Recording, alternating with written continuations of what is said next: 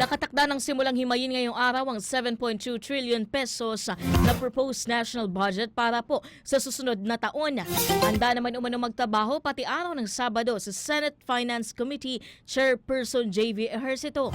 Samantalang ngayon pa lang ay sinabi na ni Senator Lacson na bubusisiin niya ang ilang ahensya ng gobyerno na may infrastructure project para matiyak na hindi na mauulit ang ghost flood control anomalies.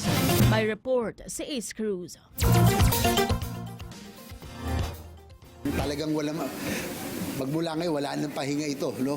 Sinabi ni Senate Committee on Finance Chairperson JV Ejercito na handang Senado sa puspusang trabaho sa pagpasok ng budget season.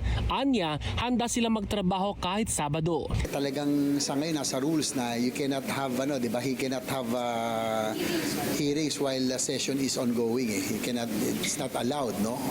But we have to amend the rules because this is a really different situation. Kakaiba ito na may impeachment, may budget, may plenary, no? So napakahirap. Inaasahang matatapos ng House of Representatives ang budget deliberations nito sa 7.2 trillion peso 2027 proposed national budget sa October 9 at ipapasa naman sa Senado. Una nang tiniyak ng bagong Finance Committee Chairperson na hindi niya papayagan ang last-minute insertions, lalo na sa Bicameral Conference Committee. Ngayon pa lang, sinabi ni Senador Panfilo Lacson na bubusisiin niya ang ilang ahensya na nasita nitong mga nagdaang taon, gaya ng Department of Public Works and Highways, Transportation at Agriculture. DPWH, DA, DOTR, ito yung mga, kasi may mga infra eh. Ito yung lagi kong binabantayan pag may budget deliberation. Yung karamihan dyan, hindi nakakalusot.